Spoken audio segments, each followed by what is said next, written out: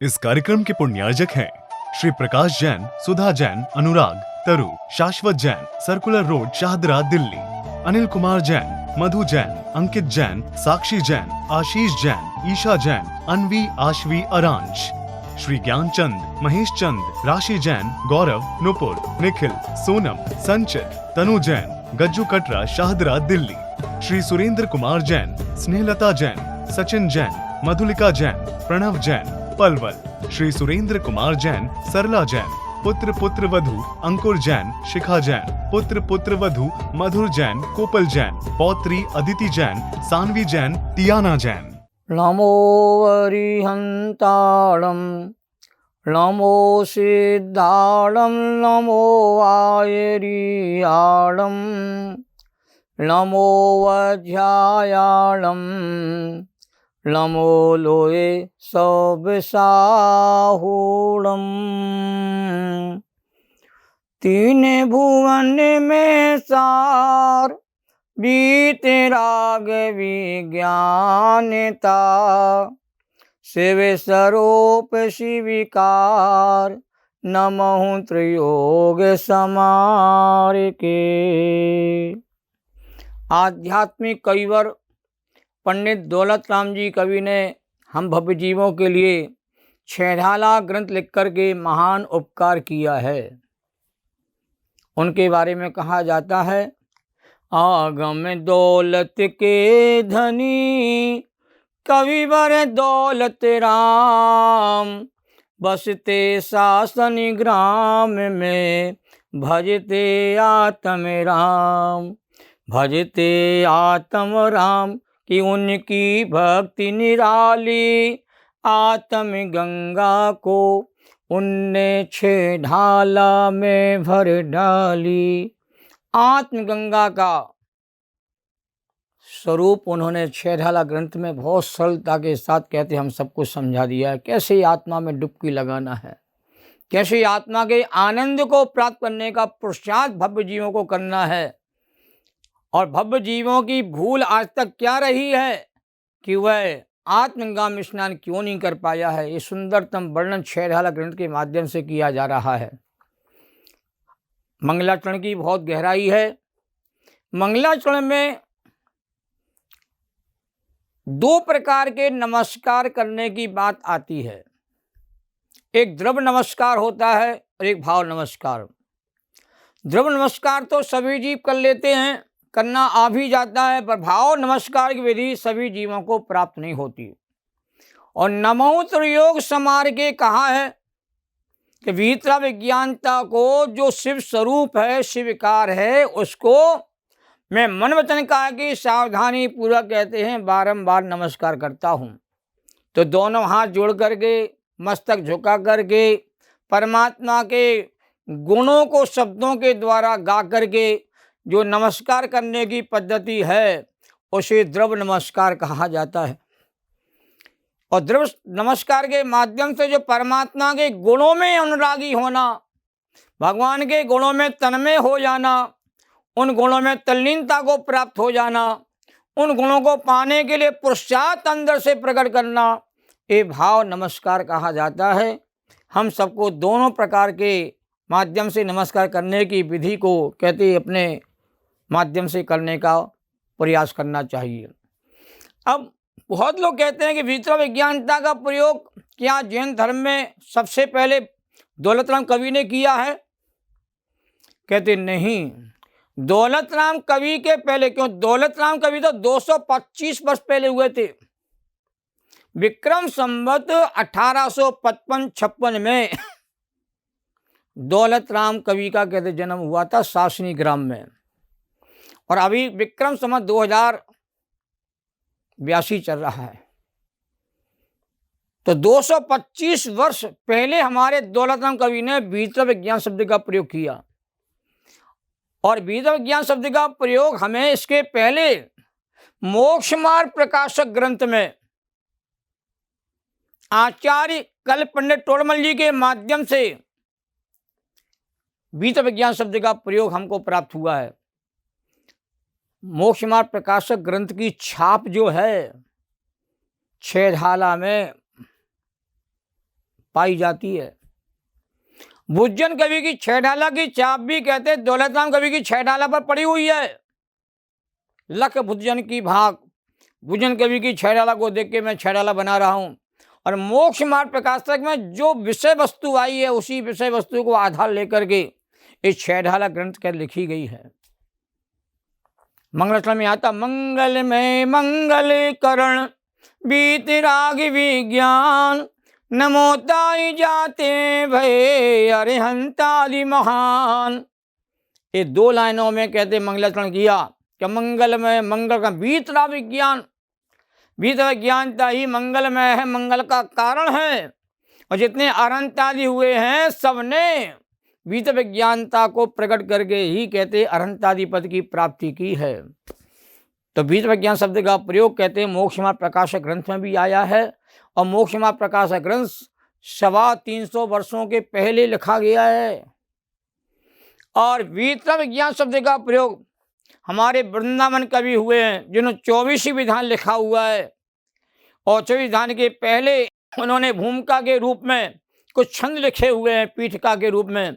उसमें कहा है कि जय वीत राग विज्ञान नमस्ते। तो सबसे पहले उन्होंने भी वीत राग विज्ञान शब्द का प्रयोग किया है परमात्मा के लिए। और समय सार में, नाटक समय सार में, आत्मख्याति टीका में भेद विज्ञान शब्द का प्रयोग बहुत प्रचुरता से आया है। तो विज्ञान शब्द जो है जैन दर्शन में सबसे पहले 2000 साल पहले समय सार लिखा गया और 1000 साल के बाद टीका लिखी गई। तो हजारों सालों के पहले विज्ञान शब्द का प्रयोग हमारे जैन धर्म में सबसे पहले प्राप्त होता है। पर यहाँ आधुनिक विज्ञान की बात नहीं है, यहाँ भीतर विज्ञानता की बात है। और भीतर विज्ञानता ही जीवों के लिए मंगलकारी है, आनंदकारी है, शिव स्वरूप है और शिव को प्रदान करने वाली है। और इसके अलावा जगत में और कुछ भी सारभूत है ही नहीं। आप राजा बन जाओगे, महाराजा बन जाओगे, चक्रवर्ती बन जाओगे, इंद्र बन जाओगे, ये पद कहते सारभूत नहीं है, सारे पद कहते अपद हैं, छोड़ना पड़ते हैं। और भीतर विज्ञानता को पा करके जो पद हमको सर्वश्रेष्ठ मिल जाता है वह अनंत काल तक के लिए आपका बना रहता है। इसलिए सारभूत तो भीतर विज्ञानता के अलावा कुछ है ही नहीं। भले हमको सार ना मिला हो, हम वीतरागी ना बने हों, हम विज्ञानता को प्राप्त ना हुए हों, हम केवली ना बने हों, पर हमारे जीवन वीतरागता ही सारभूत है, विज्ञानता ही सारभूत है। इसके अलावा और जीवन में कुछ सारभूत नहीं। ऐसा अभ्यासी को, स्वाध्याय प्रेमी को अंदर में कहते विश्वास रहता है और उसको पाने के लिए दिनरात वह कहते हैं ज्ञान का अभ्यास करता है, तत्व का अभ्यास करता है। और वीतरागी होने के लिए सबसे पहले दर्शन मोहिनी कर्म का अभाव करता है और सम्यदृष्टि बनता है। और वही सम्यदृष्टि कहते वृत्ति महावृत्ति हो गई और केवल ज्ञानी बनने की प्रक्रिया से जुड़ जाता है। तभी जीवन में के सच्चा जो सुख है जीव को प्राप्त होता है। तो ये महत्वपूर्ण चर्चा कहते हैं यहाँ पर मंगलाचरण के माध्यम से मैं पूर्ण कर रहा हूँ। अभी संतुष्टि तो नहीं हुई है, फिर भी समय समय पर हम भीतर विज्ञानता के गीत आपको सुनाते रहेंगे और भीतर विज्ञानता की महिमा आप तक पहुँचाने का प्रयास करते रहेंगे। अब तो हमारे दौलत राम कवि ग्रंथ रचने का उद्देश्य क्या है, ये छेडाला ग्रंथ क्यों रचा जा रहा है और संसार के सारे जीवों की कहते हैं इच्छा क्या है। ऐसा कोई प्राणी दुनिया में नहीं है, भौतिक प्राणी, संसारी प्राणी, जिसके भीतर कोई ना कोई इच्छा ना हो। इच्छा रहित जो होते हैं वो तो मुक्तात्मा कहलाते हैं। जो इच्छा से रहित हो जाते हैं वो वीतरागी हो जाते हैं, वो निर्मोही हो जाते हैं। तो मोहिनी कर्म के उदय में इच्छा होती है और मोहिनी कर्म का क्षय हो जाता है तो इच्छाओं का अभाव हो जाता है। इच्छाओं का अभाव हो जाता है तो जीव अनिच्छुक हो जाता है, वीतरागी हो जाता है। और वीतरागी होते ही वो विज्ञानता को प्राप्त कर लेता है। तो 3 लोक के जीवों की इच्छा क्या है और ग्रंथ की रचना क्यों की जा रही है, किस प्रोजेक्ट से की जा रही है, इसके पीछे क्या लक्ष्य है, ये बात सबसे पहले दौलत राम कवि हमारे सामने प्रस्तुत कर रहे हैं। छंद देखिए। जे त्रिभुवन में जीव अनंत सुख चाहे दुख ते भयबन ताते दुखहारी सुखी कार, कैसी के गुरु करुणा धार। पहली ढाल जो है वो चौपाई छंद में लिखी हुई है, और चौपाई कहते हैं कई प्रकार से पढ़ी जाती है, और चौपाई के प्रत्येक चरण में 15-15 मात्रा होती है, और हर चौपाई में 4 चरण नियम से होते हैं। दोहा होगा, 4 चरण होंगे, चौपाई होगी, पदड़ी छंद होगा, सब में 4-4 चरण होते हैं। 4 चरण के बिना कोई छंद बनता ही नहीं है। अब 15-15 मात्रा के चौपाई में होती है, तो गाना भी आना चाहिए, और गा करके आपका अंदर का भाव रोमांच को प्राप्त हो जावे, अब मन कहते आनंद हो जावे, तो पढ़ना वो सार्थक होता है। और 6 ढाला को कंठस्थ करने का भाव जगाओ।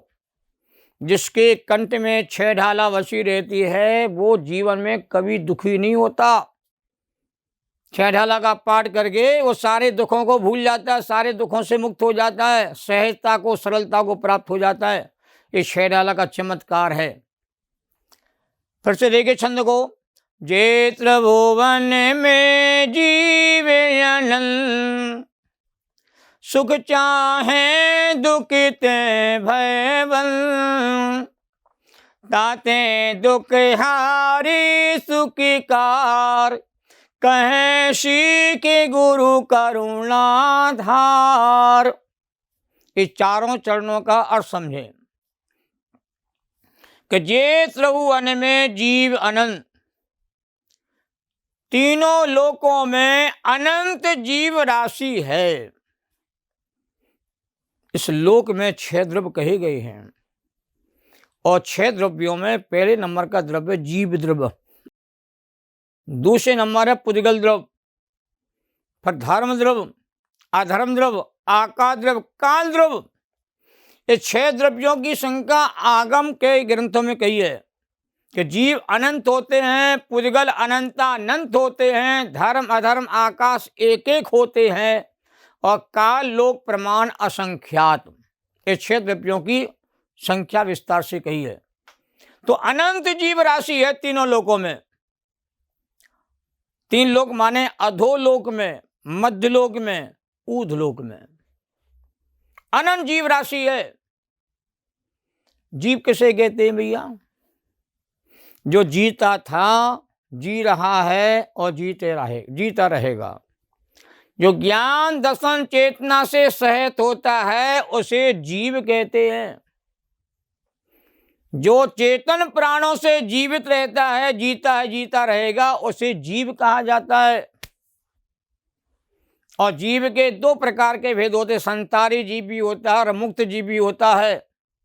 तो मुक्त जीव कर्म बंधन से रहित होते हैं, और संसारी प्राणी कर्म बंधन से सहित होते हैं। फिर भी जीव का जो लक्षण है वो चेतना ही कहा गया है। अपने चेतन स्वरूप में जो जीवात्मा चेतता रहता है उसको जीव कहा जाता है। तो व्यवहार जीव भी होता है, परमार्थ जीव भी होता है, ऐसी बहुत विस्तार से व्याख्या आगम ग्रंथों में आती है। पर जितने भी 3 लोक में अनंत जीव राशि, अनंत मन जिसका कभी अंत नहीं आता, जिसका कभी अंत आएगा नहीं। कितनी भी जीव कहते हैं संसार को छोड़ के मोक्ष में चले जाएं, तो मोक्ष वाले जीवों की संख्या भी अनंत रहती है, और संसार में रहने वाले जीवों की संख्या भी अनंत रहती है, जिसका कभी अंत आएगा ही नहीं, उसका नाम अनंत कहलाता है। तो अनंत जीव राशि की कहते एकमात्र इच्छा क्या है? सुख की प्राप्ति हो और दुख का कहते अभाव हो। अब अनंत जीवों की अनंत इच्छा नहीं है, अनंत जीवों की एक ही इच्छा है। सबके दुख अलग अलग हो सकते हैं, परंतु सारे दुख आकुलता में होते हैं, सारे दुख व्याकुलता से सहित होते हैं, सारे दुख जो होते राग द्वेष में होते हैं। अनुकूलता का नाम सुख दुनिया कहती है, प्रतिकूलता का नाम दुनिया दुख बताती है। बस जैन धर्म कहता है निराकुलता का नाम सुख है और आकुलता का नाम दुख है। जिसके जीवन में आकुलता है वो दुखी है, और जिसके जीवन में कहती आकुलता कम हो जाती, घट जाती है, अभाव को प्राप्त हो जाती है, वह जीव कहते सुखी कहलाता है। तो सारे जीव कहते क्या चाहते? सुख चाहते हैं। कोई जीव दुनिया का दुख नहीं रहना चाहता है, किसी गति का जीव क्यों ना हो। मनुष्य गति के जीव भी सुखी होना चाहते, नरक गति के जीव भी सुखी होना चाहते, त्रिंज गति के जीव भी सुखी होना चाहते हैं, और देव गति के जीव भी सुखी होना चाहते। कौन सी गति का जीव है जो दुख में अपना जीवन जीना चाहता हो? सारे सुखी होना चाहते हैं, और सारे चारों गतियों में दुख वाले जीव भरे पड़े हैं। 6 ढाला में 5वीं ढाल में आएगा आगे, चहु गति दुखे जीवे भरे हैं, परिवर्तन पंच करे हैं, सब विधि संसारे असारा, या में सुख नाही लगारा। चारों गतियों में दुखिया दुखिया जी भरे पड़े हैं। जिसके पास जाते हैं वो किसी ना किसी प्रकार के दुखों से कहते पीड़ित रहता है। तुलसीदास जी कह गए, कोई तन दुखी, कोई मन दुखी, कोई धनविन रहत उदास, और थोड़े थोड़े सब दुखी, और सुखी राम का दास। और सुख की प्राप्ति के लिए जीव जितना प्रयास उद्यम करता है, जीव उतना ही दुखी होता जाता है। श्रीमद् राजचंद्र जी ने अमूल तत्व विचार एक बहुत सुंदर कहते हैं कविता लिखी हुई है, उसमें लिखा है, सुख प्राप्ति हेतु प्रयत्न करते, सुख जाता दूर है, तू क्यों भयंकर भाव मरण प्रभाव में चकचूर है। सुख को पाने के लिए प्राणी जितने प्रयास करता है उतना ही उसका कहते हैं दुख घटता जाता है, और सुख और उसका दुख बढ़ता जाता है। तो किसी गति का जीव हो, कोई इंद्री वाला हो, 5 इंद्री वाले जीव भी दुखी हैं, 4 वाले दुखी हैं, 3 वाले दुखी हैं, 2 वाले दुखी, 1 इंद्री वाले दुखी हैं, राजा दुखी है, महाराजा दुखी है, प्रजा दुखी है। इंद्र भी के विषयों की पीड़ा को भोगने के लिए लालच है, वो भी दुखी रहते हैं। कौन सुखी है? 5 परमेष्टि का जीवन ही सुख में होता है। तो आकुलता व्याकुलता से मुक्ति पाना है और निराकुलता वाले सुख को पाना है, तो हमें जिनवाणी की शरण में आना पड़ेगा।